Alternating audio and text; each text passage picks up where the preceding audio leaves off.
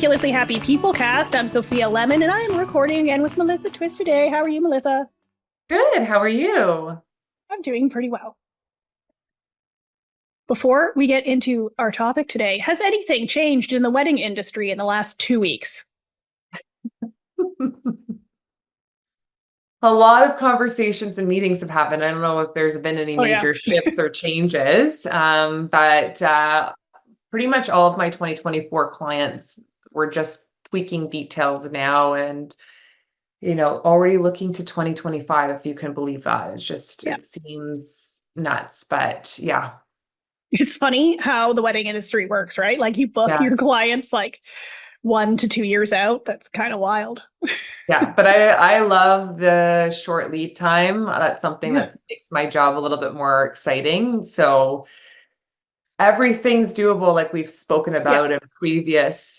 Don't think that, oh, I'm, past that 12-month mark. I couldn't possibly plan a wedding for this year. Anything's possible as long as you're flexible. So don't feel like, oh no, I've already missed the mark. I need to start looking at 25 or 26. Yeah. There's still plenty of opportunity as long as you're flexible.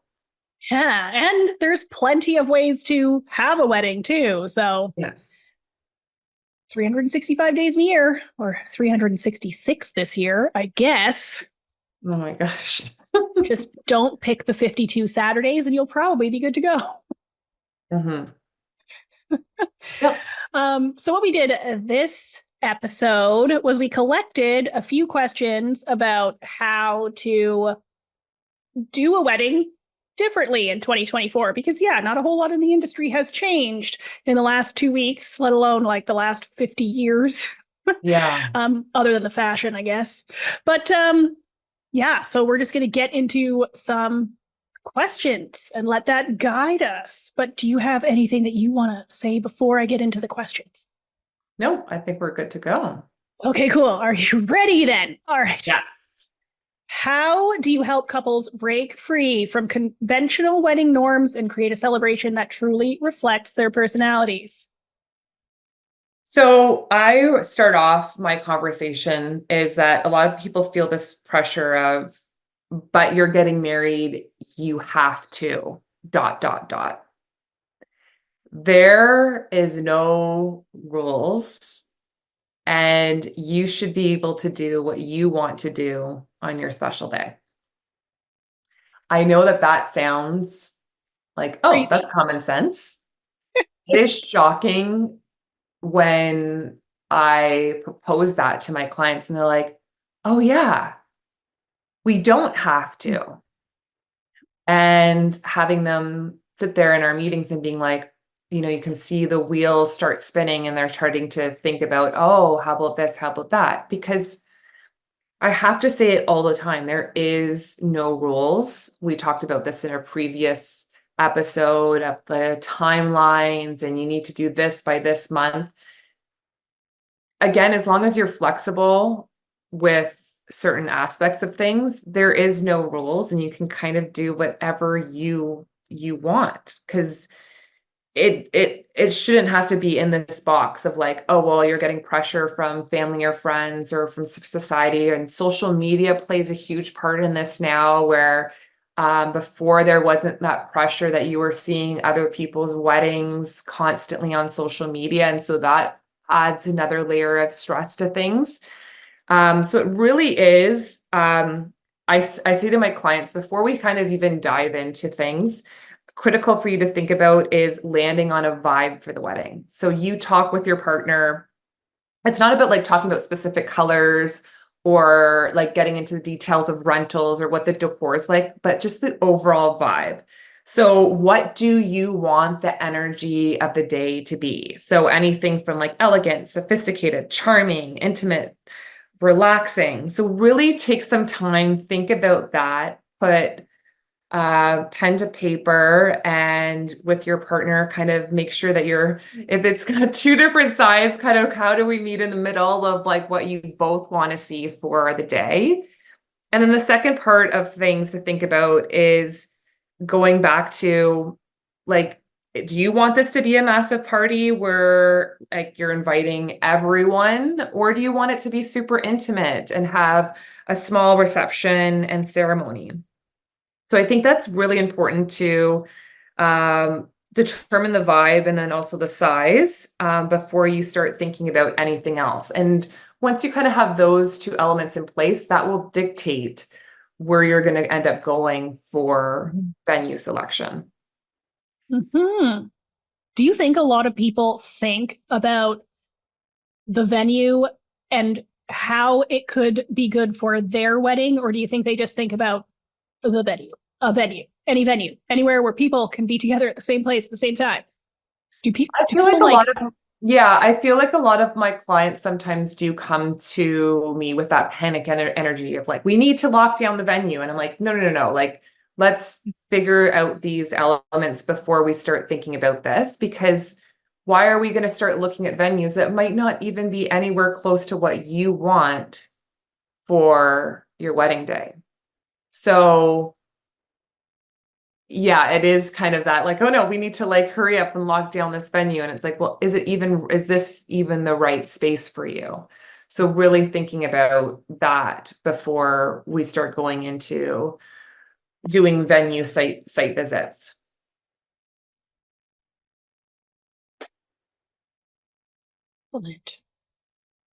I find that when a lot of couples come to me, they have been handed an itinerary by the venue coordinator and like, Yes. this is what your wedding is going to look like. So I do get to blow some people's minds when I'm saying, actually, we can do photos in whatever order you want. You can do them before the ceremony. You can do them after, like you can do it after the reception, like whenever you want. And Mm, that is the same sort of thing as you with your clients. And, what do you want the vibe to be? That tends to yes. blow their minds a little bit where they're like, oh, we can do all of our photos before the ceremony and hang out with our guests afterwards. Yes. Great. Yeah, it is so interesting. And then we talked about this in another episode, but just like the traditional, like the timelines, it's like, Yeah. why does it have to be that way? Why does it have to be an evening event where you're doing a plated three-course dinner? Why don't we look at, do we need to have the traditional food? Can it be, past canapes and hors d'oeuvres and stations, and we do more of a lunch time and everyone's leaving earlier on in the day? Like there's just so many options, and not a lot of people talk about the untraditional timelines because I feel like it always does come back to this like, oh, well, this is how other people have done it, or friends or family. And it's like, we need to do it this way. And I'm like, no, take some time, think about this. And it's whatever you as a couple want to do for your special day. And does it have the traditional ceremony in it? Maybe it doesn't. How do we reimagine that where we are still bringing your guests together to celebrate your love, but we don't have the traditional walking down the aisle?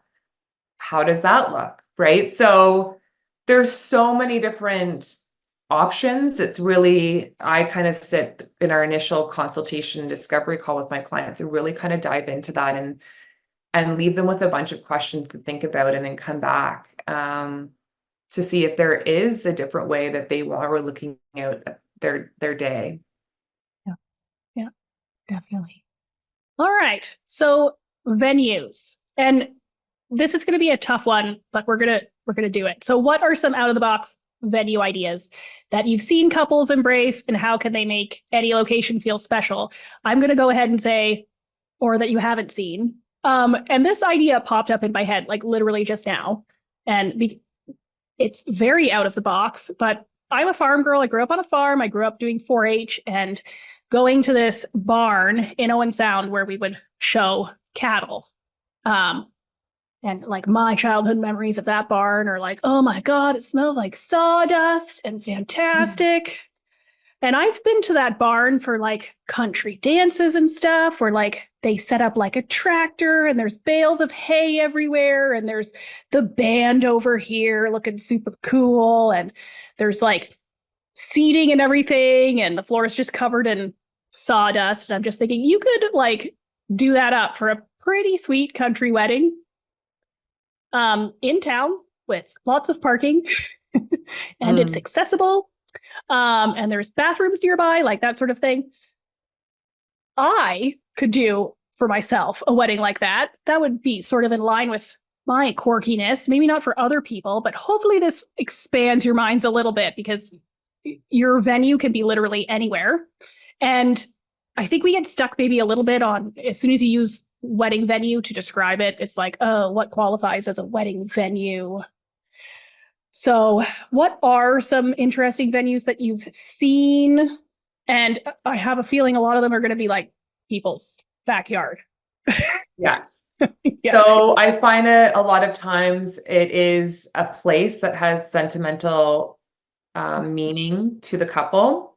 Mhm. So I've done a ceremony off of the Bruce Trail because that's where their proposal happened. I've also done a wedding reception at a local brewery because that had so many special memories to the couple and they wanted to have their wedding reception there. A lot of times it is a parent's property or Yeah. family property that they have memories growing up there and coming there, and it was such a special place for them. But like you were saying, it, it you can really make anything into your venue. A lot of times I'm bringing in washrooms, I'm bringing in Yeah. tents, bringing in all the things. So it could really be anywhere. And typically when we're having that conversation at the beginning of the planning stages, like, is there anywhere particular that has sentimental value to sentimental, to you both? And that's where these kind of like out of the box ideas come. I've also done, buyouts of their favorite restaurants, and so taking Yeah. an untraditional maybe venue space and turning it into, a ceremony and reception space. So there's just so many options, and it really is just taking some time with you and your significant other and just kind of discussing, hey, where are spaces that mean something to us as a couple?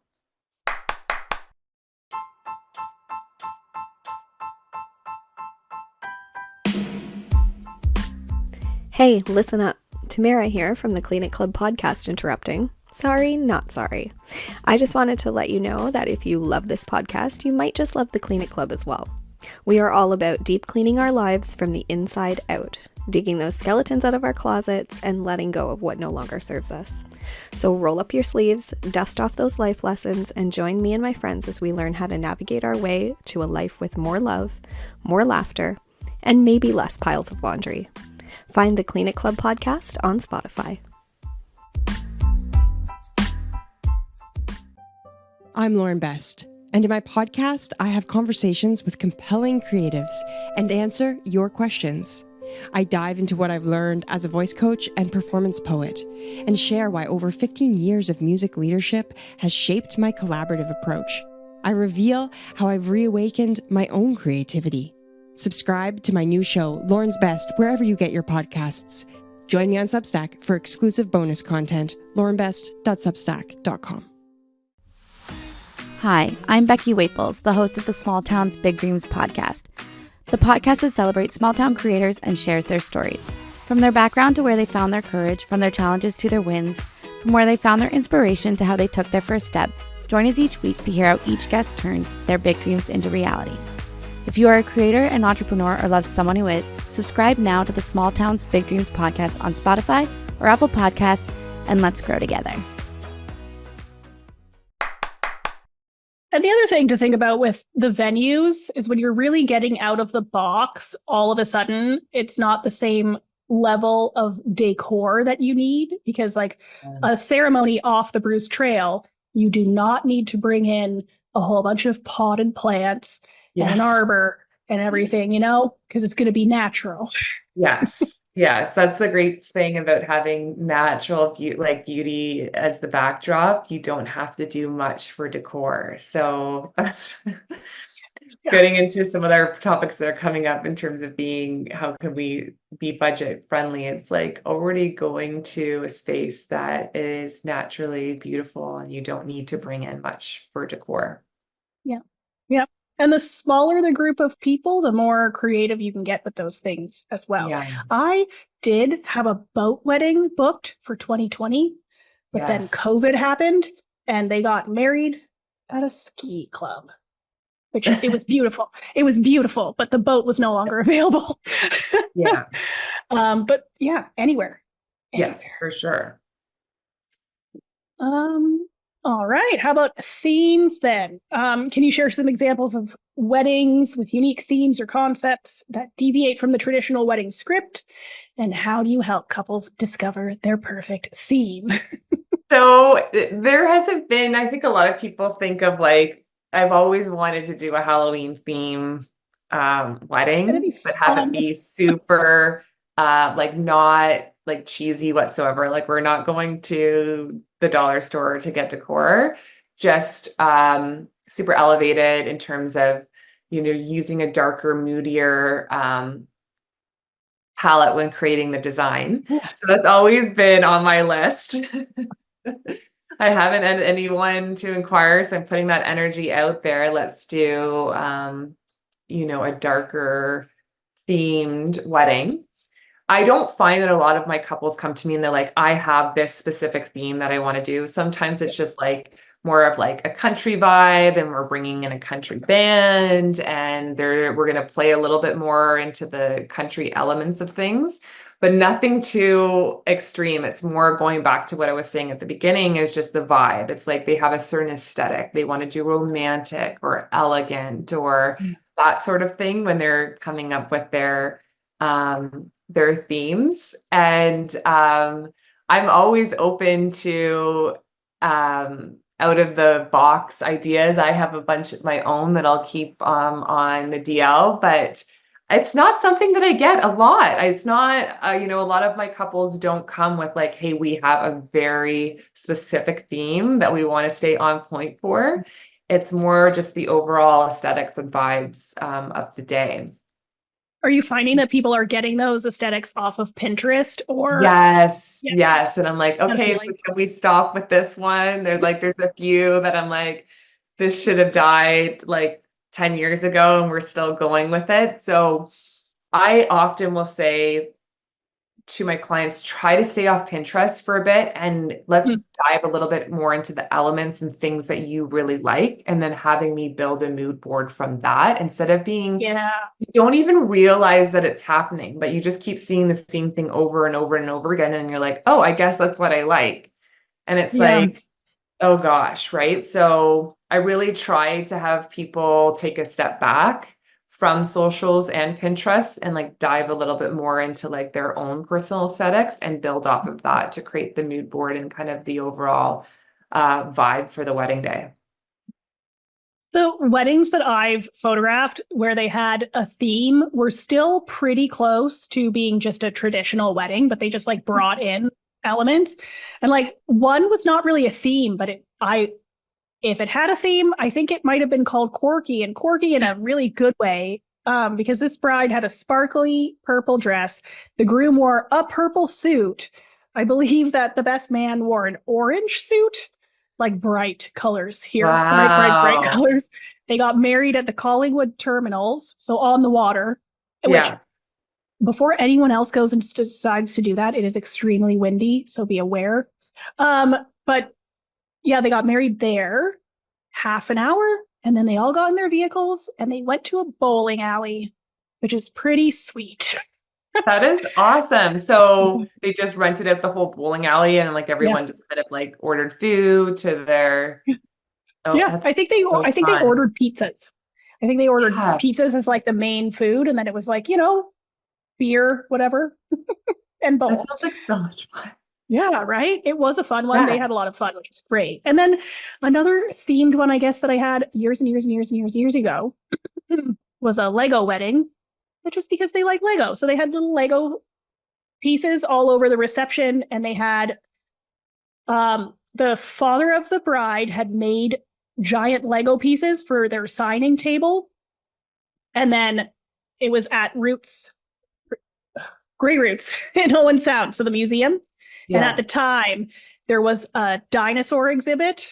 And so they brought in like little dinosaur Legos. And then we photographed all of that stuff, then went through the museum and took photos of them with the dinosaurs. So all of their like creative photos are them like running from dinosaurs. Oh, that's so fun. So that was fun. Yeah, and I've seen even like Lego is just it's phenomenal. Like there's pretty much you could make everything out of Lego, but I've just seen recently just so many like doing like making like flowers out of Legos and just having Yeah. a like your arrangement, your flower arrangements all made out of Lego. Yeah. It can That's be hard to theme your wedding, I think, because people think theme, it's going to change it from a wedding to something else. But I think that the Halloween idea is genius. Everyone dress up in costume, and then there is no chance of your wardrobe going out of date in the next 20 years and your photos looking old. yes, yes. No, it's definitely such a cool idea. And I've seen other planners in different parts of the world that have done it and it looks phenomenal. So yeah. Did you have any other thoughts on themes? No, nope, I think I've tapped out there and kind of told a little bit about my process with my clients Yeah. when it comes to themes and Yeah. yeah. Yep. All right.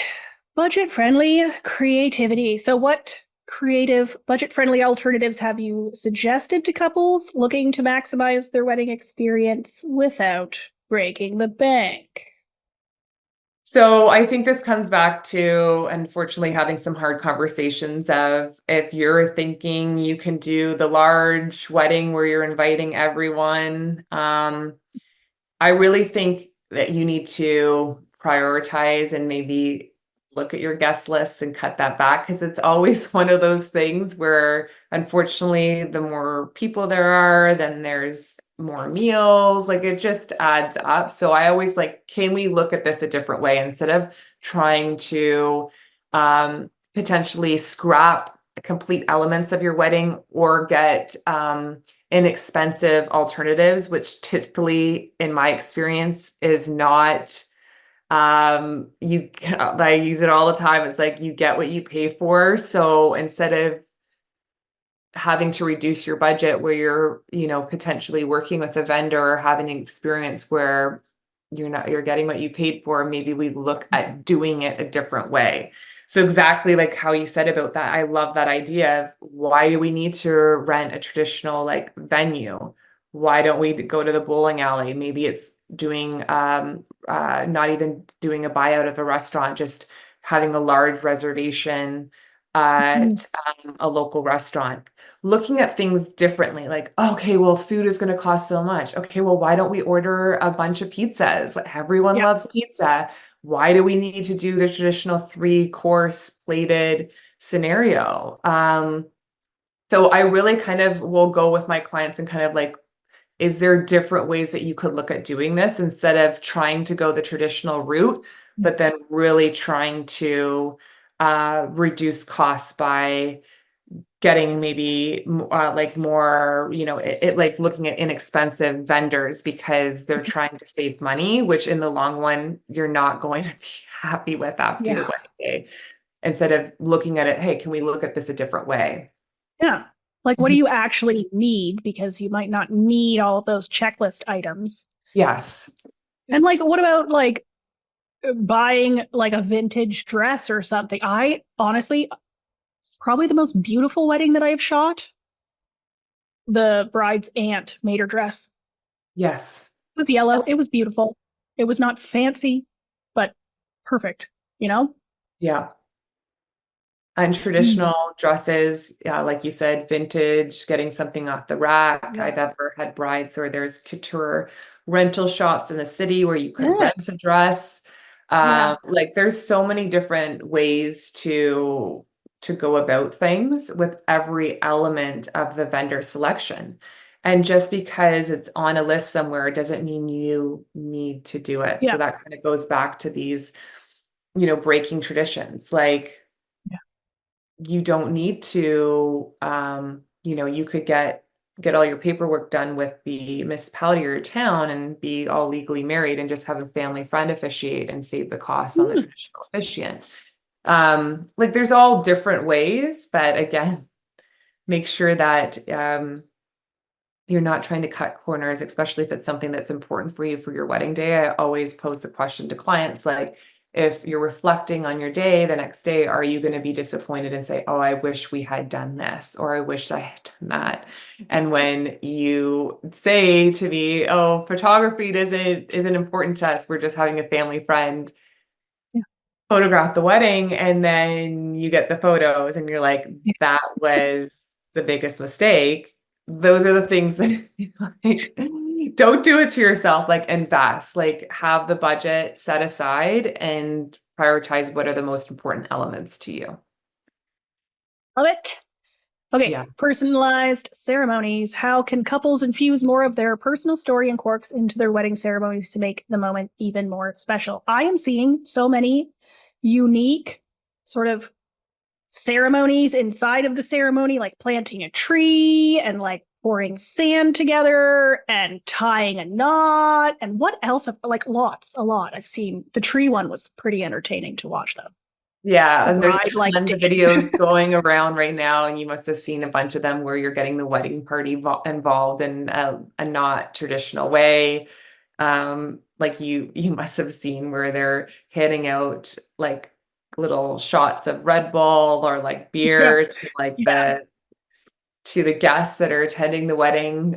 So doing fun, quirky things to incorporate your wedding party. One that I've seen all the time, it's, just writing your own vows to make it very personalized, instead of just using the script that the officiant would give you.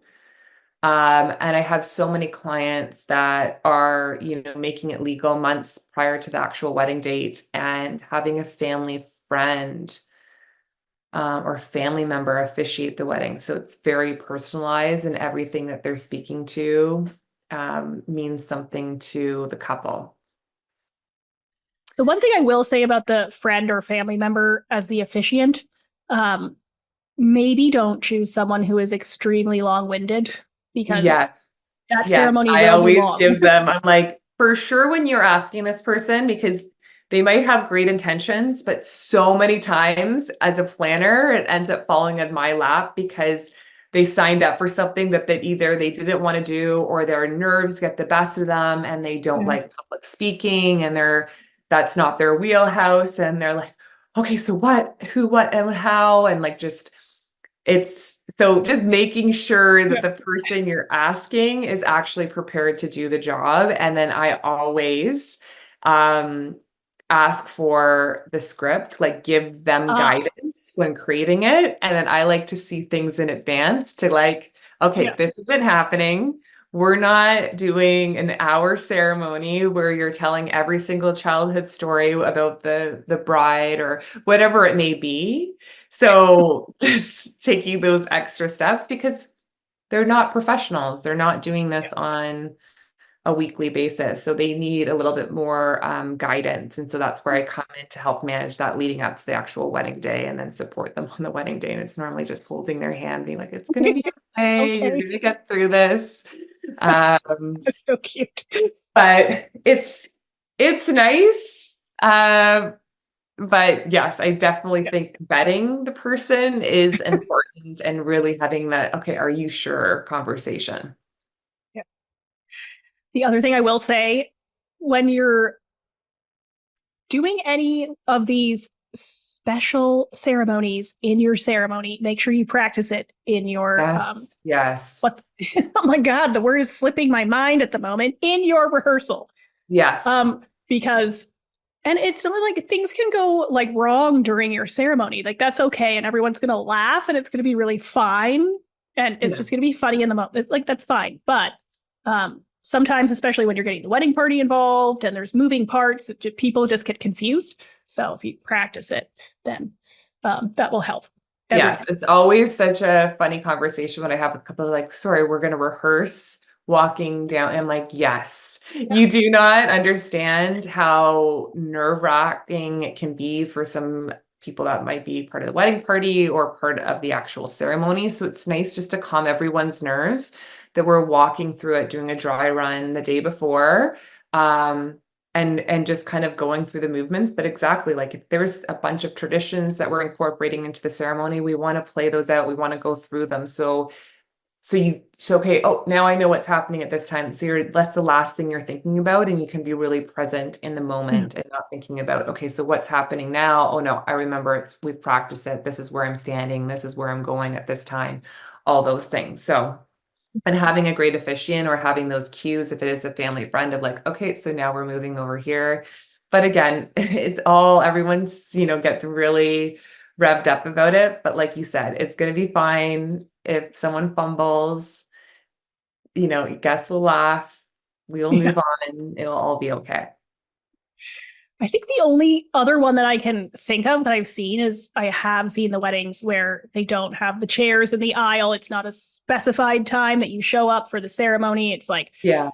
you show up, everyone's sort of outside chatting with each other, including the bride and groom, until the Mhm. point that they're like, all right, let's do it now. And they Yeah. choose where they're standing and do it wherever they're standing. And I mean, if you're into candid photos, that's kind of the way to go. Not gonna lie. That's I love that one. I know it's so, it's something that comes up often in the planning process because it is the logistics on the planning side of thing of like, are we renting a second set of chairs? Are we having enough chairs for every single guest? This is going to be a standing ceremony. There's a lot of conversations around this. And then it's always interesting when the clients decide to move forward with like not the traditional aisle and a chair for every guest and seeing those play out because it's like it still throws people off. They're like, what? What's Yeah. happening? Yeah. And they're like kind of like scurrying around. But I love that idea of like them just kind of like being like mingling with the guests, and all of a sudden they like pop out and they're just like, okay, we're getting married. And people, that's the Yeah, best. I Like love they that. know it's gonna happen, but when? How? Exactly. Right? The mystery wedding. Yes. I like it. All right. What are some unconventional entertainment options you've incorporated into weddings, and how do they contribute to the overall vibe? Or what are some unconventional entertainment options you would love to incorporate into some weddings? Oh my Bowling God. alley. Bowling alley. Bowling alley would be a good. So I've had ideas over the years. You don't have to share your good ones. You can keep them to No, yourself. I've like there's been some fun ones. Like I had a tarot card reader come in for Oh, um cocktail hour. yeah. And funny how people like jump on that, like even people that are Yeah. kind of like, oh, what no, and then they're like the first one in line to get their reading done. Axe throwing, if you can believe that. So having a mobile axe throwing company come in for your cocktail hour, and that's interesting. The having people sign the waivers and making sure they have closed-toe shoes. Yeah. Yeah. Yeah. I had a groom that loved alpacas. So there was a local company that came in with their alpacas, and they just roamed the cocktail hour and The said, groom, the and groom loved alpacas. yeah. So we It's amazing. incorporated that into the cocktail hour. And so it was like for picture, people were like, walking around with them and taking pictures with them. And that was funny because it was like they rolled up in a minivan. So all of a sudden, there's all these vendors showing up at the same time. And I'm like, who's this? And then all of a sudden she rolls down the window and there's like two alpacas back of this minivan. So that was unique. Yeah. And people loved it. Oh yeah, I bet. It's been a while, but like people love me like magicians. So like during cocktail hour, having like not like the cheesy like more card tricks and really fun things to get people thinking and excited. So that was something that we did for cocktails as well. Um it's not alternative entertainment, but I feel like it almost is now. More and more people are doing their own playlists and just working with DJs. And I love say, hey, do we have enough room to play around with bringing in live music and any aspect of the day, even if it's just for the ceremony and to play through cocktails. I feel like it just adds this really nice element to the wedding day. I know it's not, but I'm finding more and more people are not going the live entertainment route. Yeah, which You is have any too fun bad. ones? I was just thinking about ideas. Oh, ideas. I I don't like, have some obviously. ideas. It's one of these things. It's a extra line item on the budget, and Yeah, I'm always pitching all these creative ideas, and it's just like, and I'm like, yeah. no, because it is just Uh, that extra, you yeah, know, is it necessary? No, but it'll make it very memorable. it's true. I'd say like, especially for kids, you could do like face painting and Oh bubbles yeah. always go over extremely well and all of those like yard games, which is cool. I could see a wedding in which like you do like what are they called? The paint and sip kind of things, you know? Oh gosh, yes. That could be cool. Like, put your well Yeah, wish I've on a wanted can. to do that. Where have you seen where it's an artist that comes, it's not each individual guest doing this, but there is an artist that come in and they do um they have they're making it's like they have a picture of the couple and they're actually doing art, like they're painting this Yeah, picture in real that'd be time. good. And so at the end of the wedding, they have this like picture of the couple to take home, which is really Yeah. cool. People are sitting there watching this art come to life. Yeah, that's an interesting idea too. I like that. I've done recently a mechanical bull. Sorry. So mechanical bull. Don't know if I'm Okay. going to do that again. Was it not fun? That was interesting. I got on it. I didn't last very long. I had like a little bit of an injury. So Oh no. Yeah. it's like a kid's mechanical ball, and All it's right. crazy how, yeah. But that was Mm. more there was a lot of kids at this particular wedding. So it was Yeah. to add that extra element for them. And like you said, bring in the arcade games, and that Ooh, sort of arcade games. Yeah. stuff for the kids if there is going to be a lot. But typically later on the night, the adults are jumping on all Oh those yeah. games if they weren't initially when they got to the wedding. So I think going back to it's just ideas as a couple that you've really enjoyed. Yeah. Like anything, like there's so many different things. Like if you guys love going to see comedy together, like why don't you bring in a comic to incorporate Good idea. somehow? Like that would be super fun, but having specific jokes that the guests would get, like having it be more like specific, not just generic, but like specific to the couple and the wedding. I think that like there's just so many things I think for the couples to think about of what are things that they like doing in their daily, weekly lives that they could somehow incorporate and make fun for not just themselves, but the entire wedding, and something that will be memorable for everyone that they'll be talking about. I'm like honestly thinking for like a lot of the adults that I know, I could see like in a corner there being like some TVs and beanbag chairs and like Mario Kart. Oh my gosh, that'd be awesome. Adults It'd be love hard it. because it's like, those people that are like, okay, so like now there's like, we need to move away from this for a moment because something else is happening over here. And they'd be like, no, I'm Yeah. done. Yeah, for sure. Like, I'm not moving from here. Yeah, I could see that being Yeah. challenging. Maybe a couple of TVs and a lot of beanbag chairs. Yeah. Um, yeah, that's good. So entertainment, basically like do whatever you want. And I could like have a baseball game, outside. A Yeah. big open space. Like do whatever you want. Do Yeah. whatever you want. I like that. Like what do you guys like doing together? Yeah. Let's figure out some entertainment that way. That's good. Okay. Dress code freedom. How do you guide couples who want to ditch the traditional dress code? What are some memorable attire choices you've seen? Okay. It just reminds me of that time that the bride told me I had to wear closed-toed shoes. And I was like, it's weird that you have to tell me this. Oh my gosh. Like, what? Okay. I feel like this is hard for people just to even figure out what to wear if you don't even have specific requirements to a wedding, because there's like Yeah.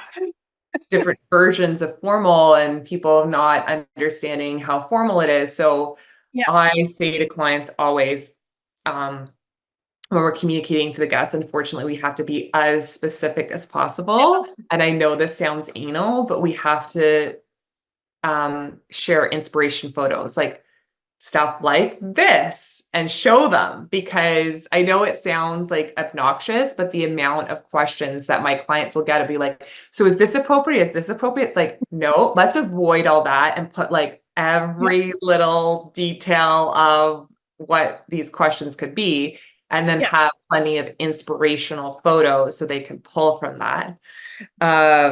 Because the level of form, how formal is formal, and is this appropriate, is this not appropriate, and that's not doing a unique like theme for the guest attire.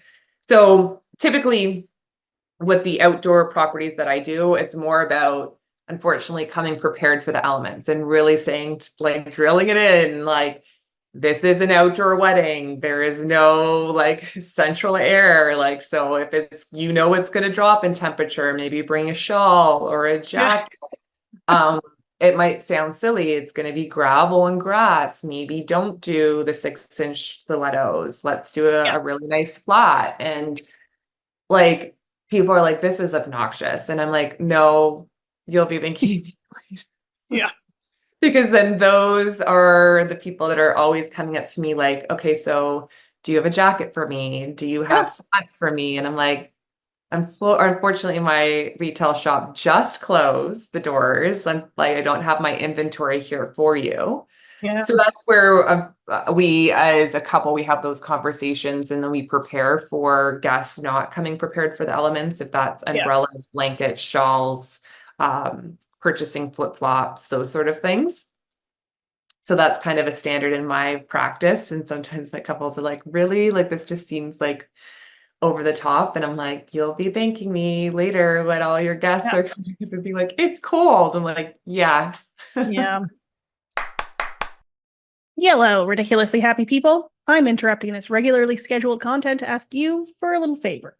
If this pod has made you laugh, inspired you, or made you think, hit that subscribe button so you never miss a moment of our shenanigans.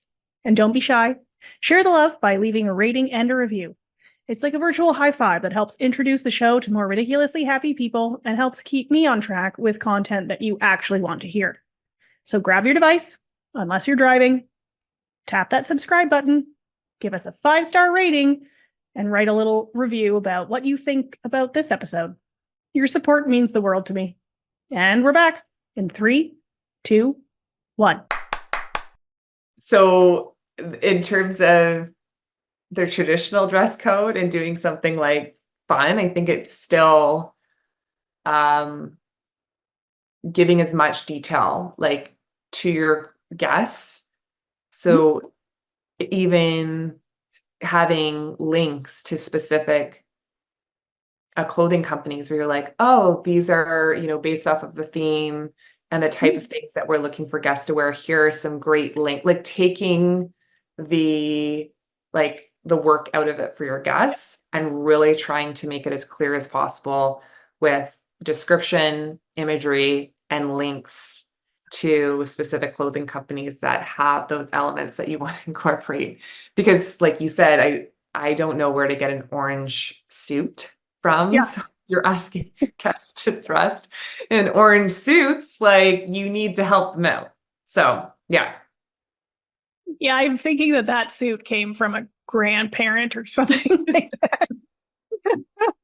That's one of those things of like, it's great in theory, but I'm like, is that going to age well in photos? So that's also something to think about, is that sometimes couples don't care. They're like, thanks for bringing it up, but we don't care if this looks absolutely ridiculous in, 5-10 years from now.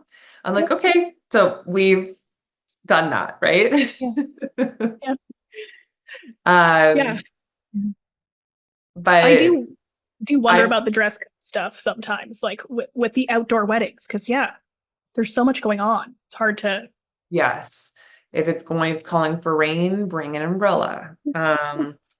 Those simple things. But I've also seen it where I'm like, you must see it all the time, where I'm like, what memo did that guest come?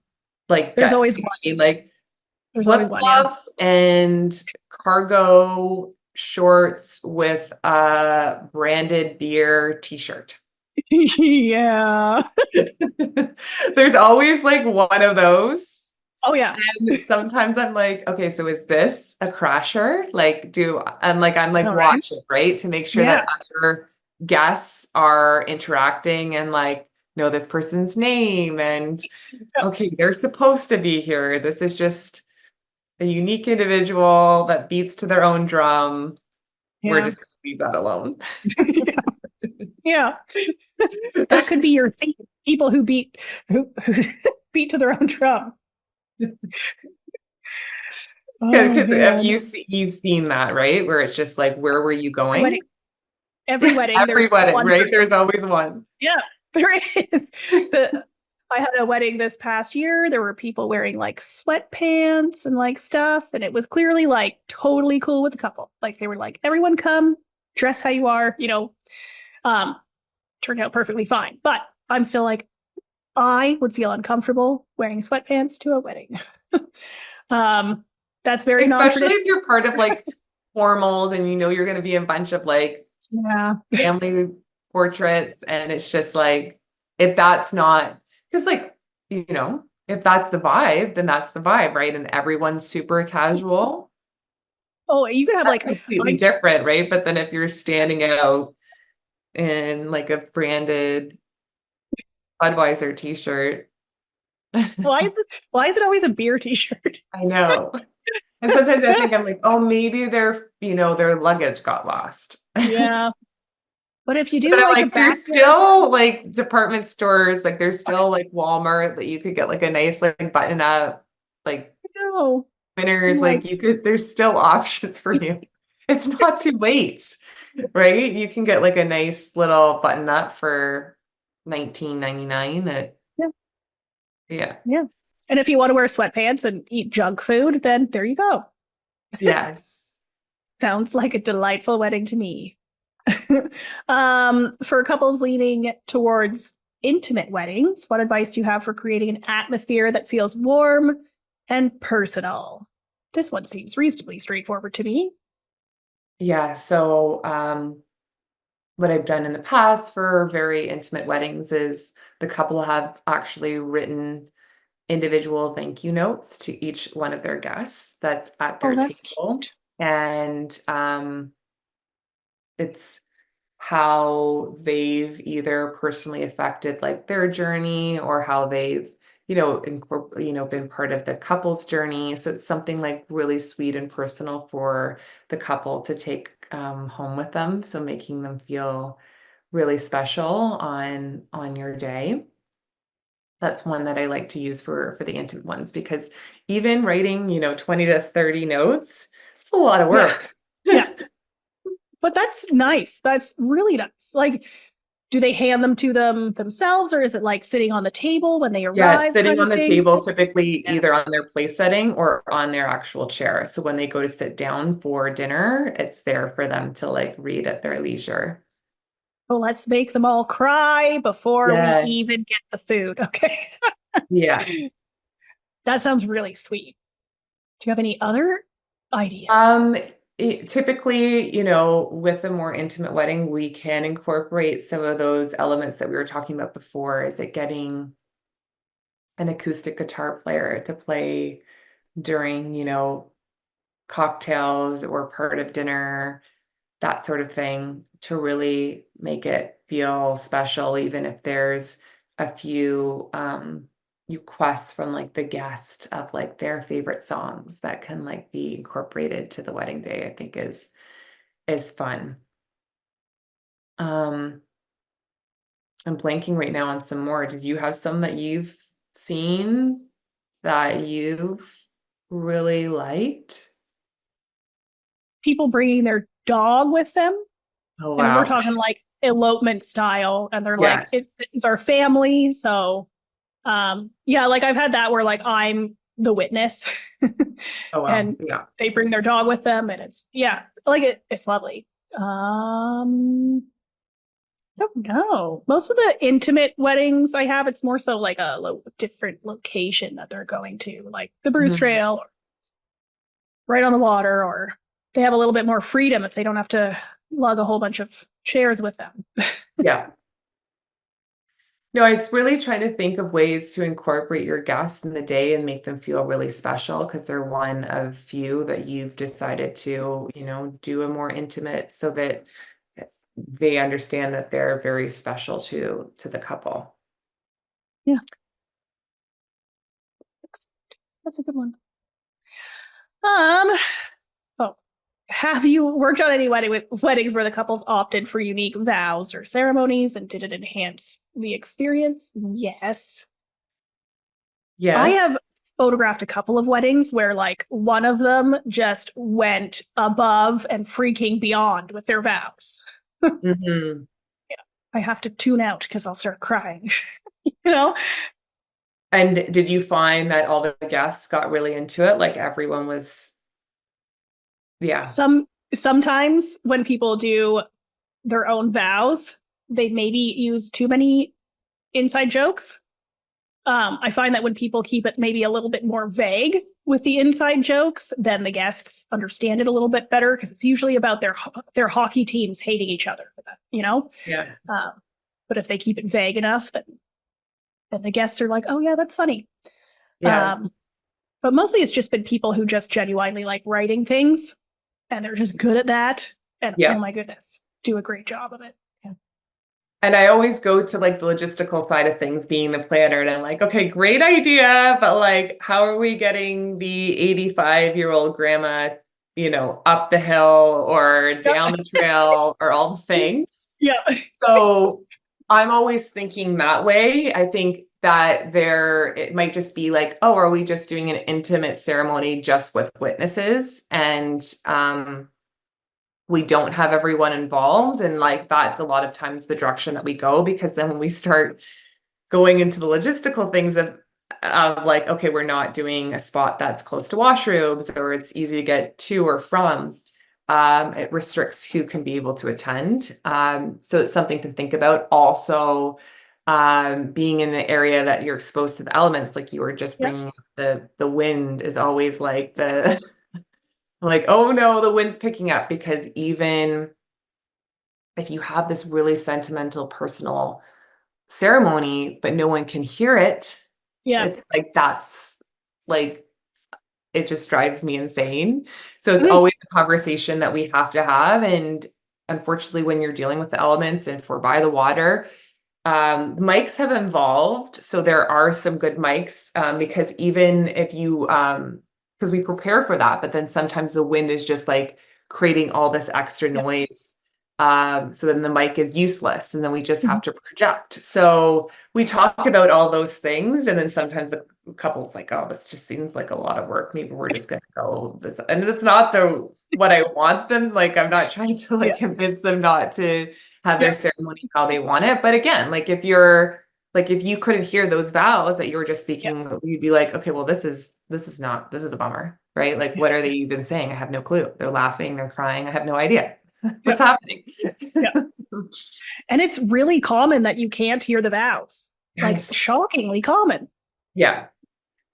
So making sure you have great audio, it's tested. You are working with an officiant, make sure that, we're all prepared. That's typically one of the things that I have the officiant come early for, so we can do a dry run. If we haven't done the rehearsal the day before with the AV or the DJ equipment that we're going to be using on the actual wedding day. But yeah, I would love to see more of that. It's Yeah. just always the logistical thing of like, oh, spot A for ceremony, spot B for reception, and Yeah. having there be a drive or whatever it may be. Yeah. In the area, oh my goodness, seriously, English is hard. In the era of eco-conscious choices, how can couples plan a wedding that's not only memorable, but also environmentally friendly? Goodness. Yeah, so this is something that I'm learning more about right now, but some of the easy things is like there's traditionally sometimes clients want to do a lot of signage. So it's foam core or Yeah. different type of materials that are only being used once, and then it's okay, one and done. So how can we incorporate signage that is something that either could be reused? A lot of my clients are going the way of going on to like wedding Facebook groups and that sort of stuff and purchasing um, uh, clients' inventory from their own weddings. So it's not Yeah. like they're going out from scratch and buying everything from new. And then Mhm. if we can incorporate some of the signage, like, oh, I really want this, but then we could use this. I had a beautiful sign that said happily ever after, and they're like, we're actually going to put this up in our house afterwards. Like, it's not going to Yeah. be thrown in the bin. It's not going to be, just thrown out. So trying to incorporate as much as you can from potentially other people's weddings and kind of piggybacking on that. A lot of people are going the route of like not wanting to use paper or plastic and renting all their glassware and plates and cutlery so they don't have to waste that way. Mhm. And then also paper for like menus and place cards and all those kind of little extras that you would see on the tablescape. People are they're not doing that as much. Yeah. They want their waste to be as low as possible, so they're just eliminating certain elements of that paper and just being creative with doing the name cards if they need to go that direction and something that can be reused. So it has their name on it, but then it also acts like as a bookmark that they could take Mhm. home, or a pin or a clip that can be like incorporated into their life, and they're not just going to throw it into the bin later on that evening. So getting creative that way, so we're reducing um, our waste. But it is quite hard, especially when you're bringing in family and friends from sometimes around the world, to reduce your footprint. But there's Yeah. still like little things that you can do working with chefs that's try to source as much of their produce and from local farmers, that sort of thing. I like that one. Mm-hmm. Because that is one of those things that's like either clients are super into signage and all that, and then others are Yeah. like, absolutely not. We're not doing any of that, because it could sometimes get like, sign here this way, sign here that way. This is what's happening here. That's what's happening here. Like I've done like, I think the most signage I've done is like 15, signs. And that's just, Just like the washrooms that way, bar that yes, way. yes, yeah, Well, those are important signs. Well, that's for yeah. people need to know where the booze and the bathrooms are. Yeah. Okay. I'm not super familiar with sustainable wedding celebrations, but I will say about photography, you're getting prints. Do it. But you're also going to keep them forever and hopefully give them to your kids and so on and so forth. So they should be around for several hundred years, at which point you can recycle them. Um, so tech savvy weddings, how can technology be integrated into weddings to enhance the experience for both the couple and the guests? I don't care about this stuff right now. Right now, I'm very much like nature. Um, I haven't done it yet, but I really do want to do it. There's a company where it's like an old school phone. Okay. That's the guest book. So couples Yeah. throughout the night lift the phone and leave a message, and then the company will send this like file to you afterwards with everyone's message, kind words and messages. I feel like this could go really well or really wrong. And I think the phone needs to be put away at a certain point of the night. Because I Oh could yeah. imagine people having a few too many and then leaving these long-winded messages Rude. for the couple. Rude messages. So it's Possibly like within. this phone needs to be put away at 7 o'clock.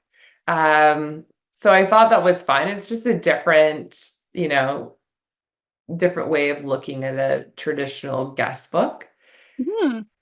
Um, The QR codes, I think, is fun. I haven't been able to do it with a couple, but being able to have a QR code that guests throughout the night could upload photos so that the next morning the couple can see like everyone's different perspective on the night and the wedding. And there's like all these files here of like their friends and family throughout their wedding day. I do that one, and like guests can like upload the photos directly to their gallery, and then Yeah. they can use those photos like in any of their printed stuff, so like in their wedding album and everything. Mhm. So that's definitely a good one, even if it's like a Dropbox folder that you make a QR code for and put it Yeah. somewhere. People will figure it out. I do like that one. You can include other people's photos in your stuff or video or whatever. Yeah, that's fun. The silent discos. Have you done a wedding where No, but I've seen these everywhere right now. What is yeah. So headsets are handed out to your guests, and typically there's, 2 or 3 different colors. So depending on the type of music you like, there'll be different music that are playing. So if you have like the red headphones on, that might be more like country vibes, and then like the green is more like, tech, that like, you know what I mean? So it's fun and it's just hilarious. I've done it in the past as a planner, it just like complete silence and then people like humming or singing along and just kind of like the noise of their feet going up and down. So it's just something that's like different and fun, and I know it's kind of like random, but people seem to love it. it does look like a lot of fun. People do seem to enjoy it a lot. The other thing Mhm. I'm thinking about right now about that is this could be very good for a wedding where you might have people on the spectrum in attendance. Yeah.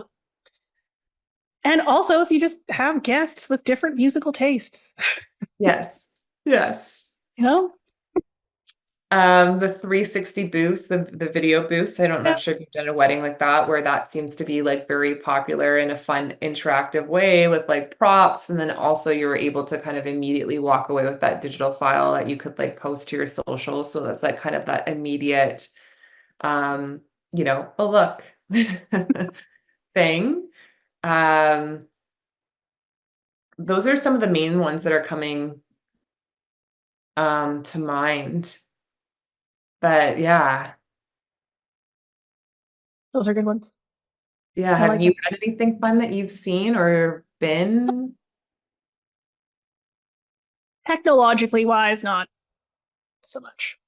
I mean, Yeah. just lighting and stuff like that, so Yeah, that's something that is so cool where you need a budget for it. So it's just, but really cool how you can incorporate lighting into creating different moods through yeah. different, and then also how important lighting can, like people don't often think about it, but like lighting, it's typically an add-on with a lot of DJs, but it can really add to like the vibe of like, okay, so this section of the dancing is going to be like this moody lighting, and then it changes like throughout the night depending on what's going on. So it's something that people don't often think about, but it is kind of like playing on all those elements. It can affect like it's like, oh yeah, that was like such a moody like part of the night, and it was all because of like the light. Yeah. And the lighting does make a big difference with the dancing for sure. Hmm. You can really tell the DJs who bring the lighting equipment with them. Those are usually the parties where the dancing is starting and not stopping after the first song, which is a Yeah. hazard. Because it's always like on most of these venues, they don't have great, if they do have Yeah. dimmer options, it's not great. And it's just always them coming to me like, okay, can you create the mood? And I'm like, it's either lights on or off. Like Yeah. that's our options here. Like we talked about this, like you said, you didn't, we didn't want to go that direction for whatever reason, but it's always something that like the dancing starts and the light is still so bright and like no one's going on the dance floor. And I'm like, I don't know what to tell you. It's either on or off. There's Yeah. no between. It's true. It's true. You don't want to just walk onto the dance floor and be like, okay, everyone, time Yeah. to dance. Yeah. Yeah. And it's always, yeah, you need to get that lighting like perfectly. Like people feel so intimidated getting on the dance floor. So it's like really creating that mood lighting so people feel more comfortable to start dancing. For sure. Oh, and then last question. Can you share some examples of couples who went beyond the standard wedding menu and how they incorporated culinary creativity into their celebration? How I've done this in a few weddings where culinary was a big aspect for them is we did almost like a tasting menu where we did almost, I think it was up to 10 courses, but really small.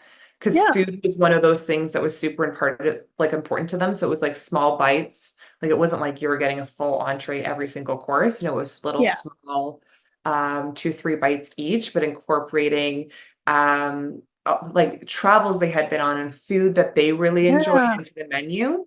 And having the chef come out, this was for an intimate wedding, and having him explain, you know, where this has come from, elements of like the palette and this, that, the other thing. So really incorporating in that into almost like the entertainment aspect is that, as well as the chef was coming out with each course. And then another fun one I did was stations, where this couple was really well traveled. So they had multiple stations, but it was from places that they had traveled to. So it was really fun. Like you're Yeah. seeing, like so many different, like they had a station for like Thailand, they had a station for Australia. Like there were so many, and people were getting really into it and trying foods that they hadn't before. And it was part of their love story because like they had traveled so much together as a couple. So I thought that was another really cool culinary experience. I, those are really good ideas. Yeah. And the other thing about food is you do not have to have like a sit down meal where everyone sits down all at the same time. So like these like food stations, like imagine if you even did like a carnival style wedding and you have popcorn over there and burgers over Yeah. there and cotton candy over there, and we're all adults and you can figure out when you're hungry and go grab something to eat. I've seen poutine bars like bringing in just trucks. Love those. Love Yeah. the truck vibe. My godparents' daughter, when she got married, so they're from China, and they had a 12-course Chinese meal. Wow. And it was like, it was at a Chinese restaurant, and the staff would bring it to the table family style and serve your plates. And it was everything that came to the table was like, holy crap. And it Yeah. was so delicious, but took so long and we were so stuffed. So good. Oh my Yeah. gosh. And I love the tasting menu idea too, because I don't know about you, but I always feel a little bit bloated when I leave a wedding. You know, Yes. it's just how it works. Maybe little bits of food would be better. Yeah. I find that people, this also comes to the bar, it comes to the question of the Yeah. bar. I feel like a lot of people come to weddings and it's like they want to overconsume all the things. The amount of times I have seen people, you know, diving into the dessert table and the candy bar as I'm still setting it up, like they haven't eaten in days. Yeah. I'm like, hold on, you have all these hors d'oeuvres, 3-course dinner, cake on top of that, and this is what's happening right now. So Yeah. Oh, also and that the reminds beautiful like cookies or like candies that we have as a gift for people to take home, and it doesn't leave the space. Like, no, yeah. that's for tomorrow. That's for like later on this week as a little treat. But somehow most of the time that stuff never makes it outside of Yeah. the wedding. And I'm always Yeah. like, what's going on here? And it is, I say this all the time to my couples, is that you have to be prepared that a lot of your guests, even if your wedding isn't starting, you know, timeline isn't starting till 4 o'clock, a lot of guests have not had any food. Yeah. Getting to the wedding and getting dressed for the wedding consumes their whole day. Yeah. Yeah. So they never manage to get anything more than like coffee and tea into their system in the morning. So the amount of times people come and they are hungry is very common. So I always say, unfortunately, if you think you're gonna graze into some food or start it a little bit later on the evening, we need to get this going like right away, because that's when you see people getting like antsy and diving into Yeah. the candy buffet that, Yeah. I, yeah. Okay, first of all, if you're doing a cake, cut it before the reception and then have it served as your dessert. Like, just do it. Yes. Everyone loves cake, and that's totally fine over creme brulee for your dessert. Like, That's such a great idea. And I always suggest that to couples. how often do they not do that?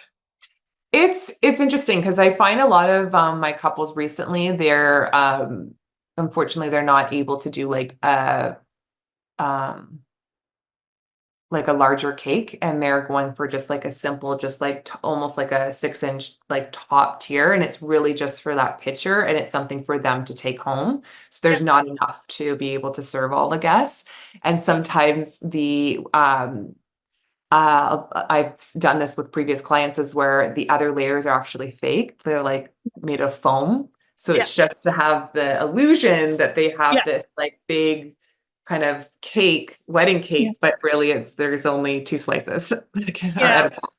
So I feel like it's one of those things that a lot of my couples have been cutting from their budgets completely, because it's just this extra line item and it's not an important tradition for them. But I always, if they are going that direction and there's investing in doing a proper cake, I'm like, let's Yeah. save the costs in our food and cut up this cake and serve it to the guests.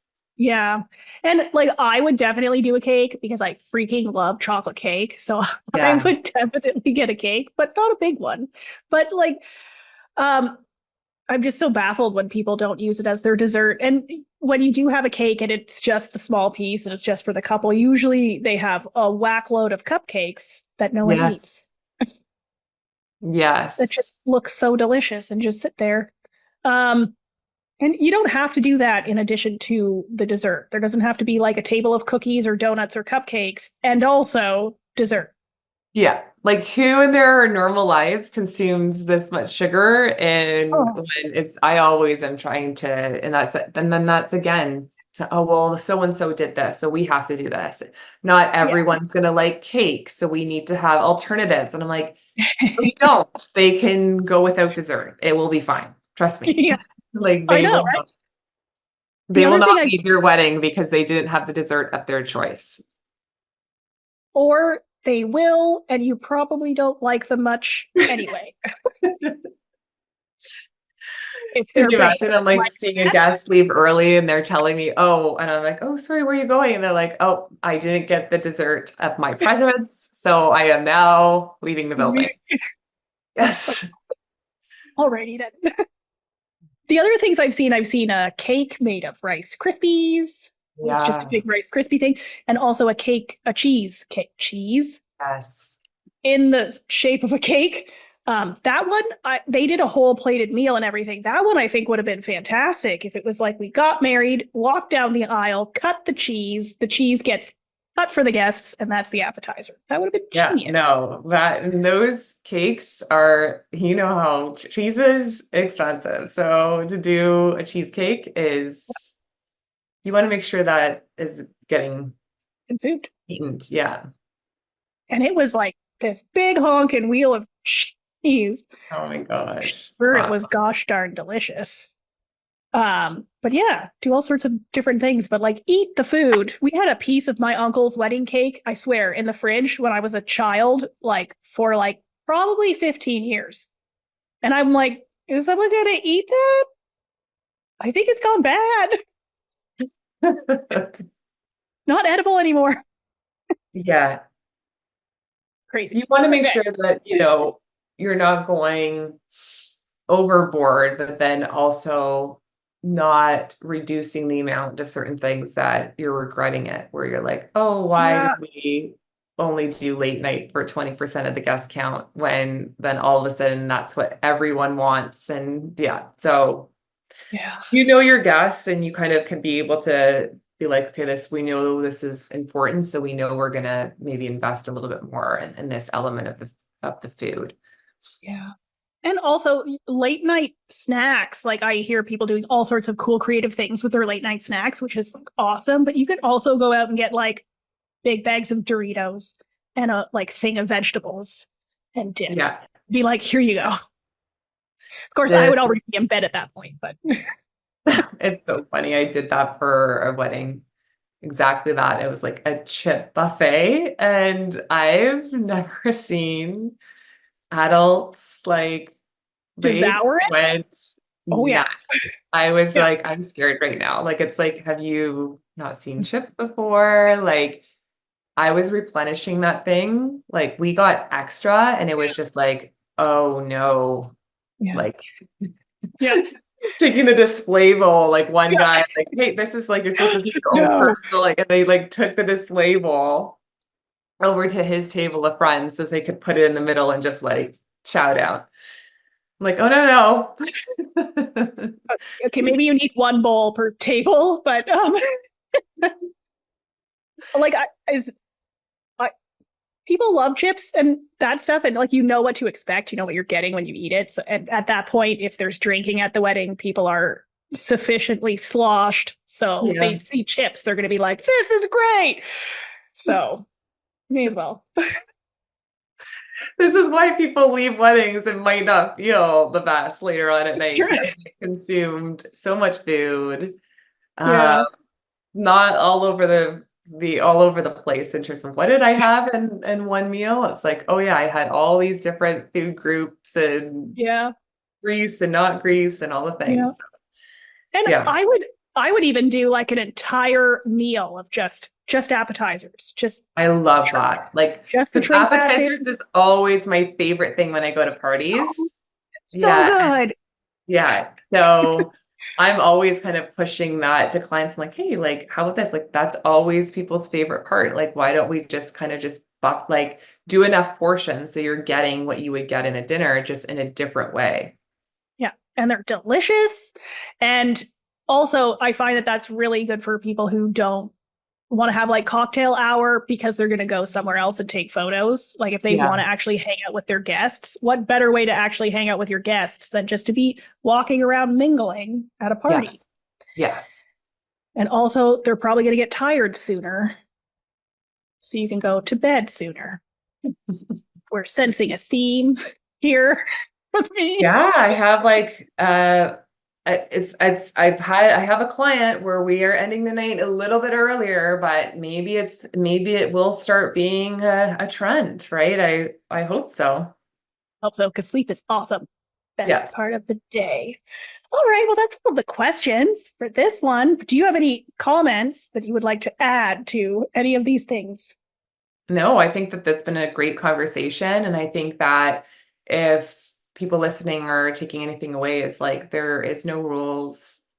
Think about things that make you and your significant other happy and try to incorporate those elements into your wedding day. Yeah. Wedding anarchy. Yes. And also, brides, you can wear a pair of jeans if you want to. Why Yes. not? Do what you Great want. jumpsuits, like, yeah, yeah. I Yeah. saw this amazing blog where she had on a beautiful blush dress, and I'm like, that's goals. That looks so awesome. Yeah. Yep. Do what you want, folks, if you haven't gotten that from the other few episodes that we've already put out. Okay. What is your ridiculously happy moment today?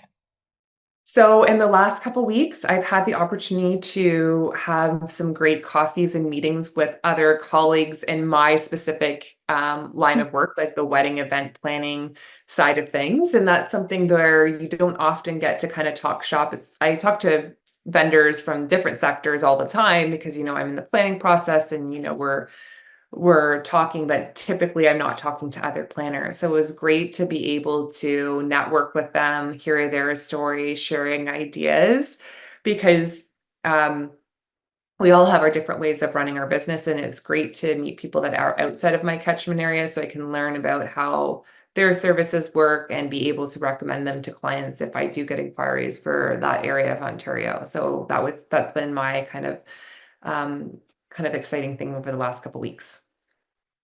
Awesome. Networking is the best. Mm-hmm. Mine is I just finished right before you and I got on this call. I just finished an interview with a model out of the States named Nikki Gao. And that's a really good episode. I highly recommend that you listen to it if you have thoughts about mental health at all. It was great. Fantastic lady. And I will be tagging her in those. So check it out on Instagram and everything for that link. That's amazing. I'm excited to listen to that episode. She's so fascinating. She's 25 years old, started modeling at 15, and at about 20 years old, started her first company. And now she has like 5 and 2 nonprofits. Like it's nuts. Wow. I do not have that much energy myself. Yeah, sometimes you hear people's stories and it's like, what have I been doing with my life? Like, you've been how are you this you. age and this accomplished? Yeah, you've been doing you, Melissa. That's what you've been doing. Fantastic, but I don't want to run 5 companies personally. No, that I sounds want like a lot of work. I know, right? I want lots of time to eat chips and watch TV. Okay. Where can people find you? So you can find me at my website. So it's www.melissatwist.ca, as well as my Instagram under the same name, Melissa Twist Events. Thank you so much, Melissa. Amazing. Thank you. That's a wrap on this episode. I'm Sophia Lemon. I photograph ridiculously happy people, and you can find me at sophialemon.com, at ridiculouslyhappyppl on Instagram, and on Facebook and Pinterest. Has someone made you smile recently? Or maybe you're feeling proud of an achievement, or perhaps something just absurd or embarrassing has happened and you can't stop laughing about it. Head over to happyp.pl/record and tell us your ridiculous story. You may hear it on the next episode of the Ridiculously Happy People cast. And if you've loved this episode but aren't ready to shout it from the rooftops, subscribing and leaving us a rating and a review will make us ridiculously happy. You can do that right in your podcast app. Thanks for listening. Until next time, stay happy, and remember, life's short, but there's always plenty of time to be ridiculously happy.